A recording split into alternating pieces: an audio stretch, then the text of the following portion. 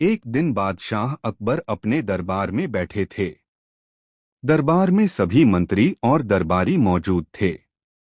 उसी समय एक अमीर व्यापारी दरबार में आया। व्यापारी ने कहा, जहांपनाह, मेरा एक कीमती हार चोरी हो गया है। मुझे पूरा यकीन है कि यह चोरी मेरे ही नौकरों में से किसी ने की है। अकबर ने कहा, अगर तुम्हें शक है तो अपने सभी नौकरों को दरबार में ले आओ।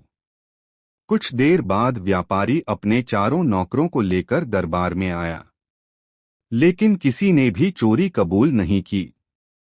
अकबर ने बीरबल की ओर देखा और बोले, बीरबल, अब तुम ही इस चोरी का पता लगाओ।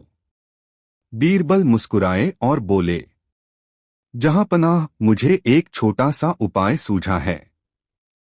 बीरबल ने चारों नौकरों को एक एक बराबर लंबाई की लकड़ी दी और कहा, ये जादुई लकड़ियां हैं।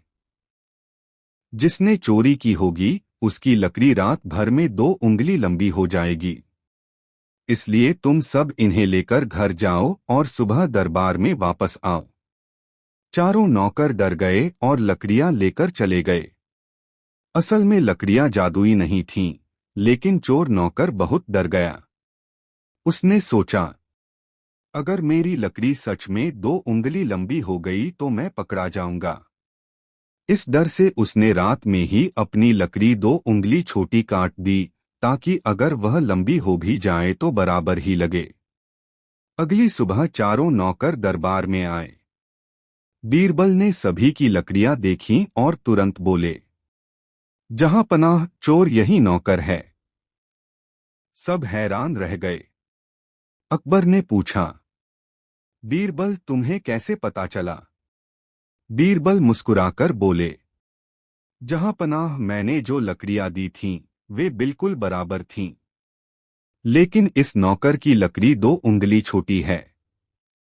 इसका मतलब यह डर गया और रात में खुद ही लकड़ी काट दी। इसलिए असली चोर यही है। डर के मारे नौकर ने तुरंत चोरी कबूल कर ली और हार वापस कर दिया। अकबर बहुत खुश हुए और बोले, बीरबल, तुम्हारी बुद्धि सच में कमाल की है। दरबार में सभी लोग बीरबल की चतुराई की तारीफ करने लगे। कहानी की सीख, सच कभी छिप नहीं सकता और डर इंसान से गलती करवा देता है।